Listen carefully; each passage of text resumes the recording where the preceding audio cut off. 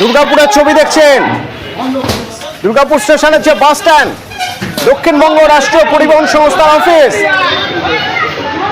বিজেপির ডাকা 12 ঘন্টা বন্ধের সমর্থনকারীরা সেই অফিসে ভাঙচুর করছেন।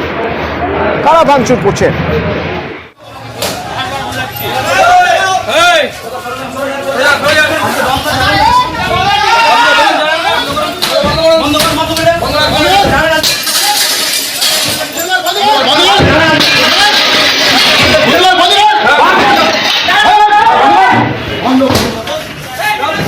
সকাল 10টা, অফিসে কাউন্টার কেন খোলা রয়েছে টেনে বন্ধ করে দিয়ে তারপরে জানলার কাজগুলো ভেঙে দেওয়া হলো।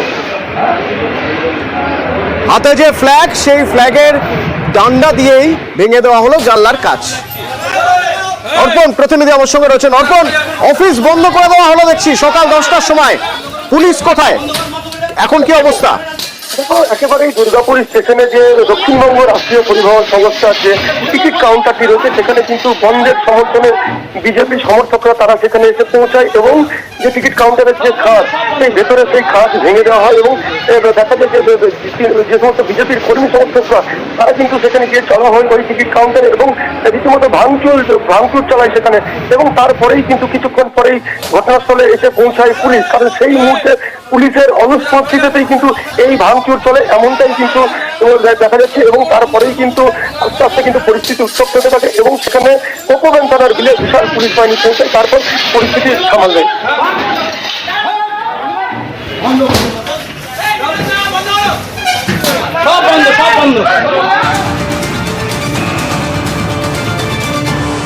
এবার খেজুরির ছবি দেখুন ভালো করে।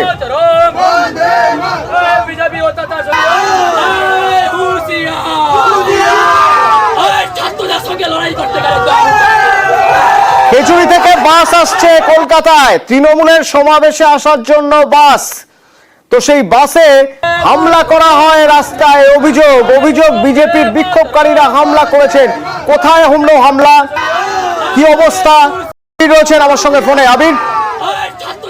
যেমনটা তুমি বললে, খেজুরির ঘটনা। এদিনকে সকালবেলা 3টি বাস খেজুরি থেকে কলকাতাতে মেয়র রোডে তৃণমূল ছাত্র পরিষদের সমাবেশে যোগ দিতে আসছিল। তৃণমূল ছাত্র পরিষদের অভিযোগ, তাদের বাস প্রথমে আটকানো হয় এবং তারপর বাসে ভাঙচুর করা হয়। যারা সমাবেশে যোগ দিতে আসছিলেন তাদেরকে মারধর করা হয়েছে। 2 জন আহত হয়েছে বলে তৃণমূল ছাত্র পরিষদের বক্তব্য। তাদের বক্তব্য যে একাধিক জায়গা থেকে, বিশেষত হচ্ছে পূর্ব মেদিনীপুরের একাধিক জায়গা থেকে যে সমস্ত বাস বা গাড়ি এই ছাত্র সমাবেশে যোগ দিতে আসছে, তাদেরকে বিভিন্ন জায়গাতে আটকানো হচ্ছে। তারা গোটা বিষয়টা নিয়ে ইতিমধ্যে পুলিশের কাছে অভিযোগ জানিয়েছে এবং বিভিন্ন, বিশেষ করে হচ্ছে হুগলির আরামবাগ, অন্যদিকে হচ্ছে পূর্ব মেদিনীপুরের জায়গা, পশ্চিম মেদিনীপুরের বেশ কতগুলো জায়গা থেকে এই ধরনের অভিযোগ তৃণমূলের কাছে এসেছে। গোটা বিষয়টা নিয়ে তারা সংশ্লিষ্ট জেলার যারা পুলিশ আধিকারিক তাদের সাথে যোগাযোগ করছে। ধন্যবাদ।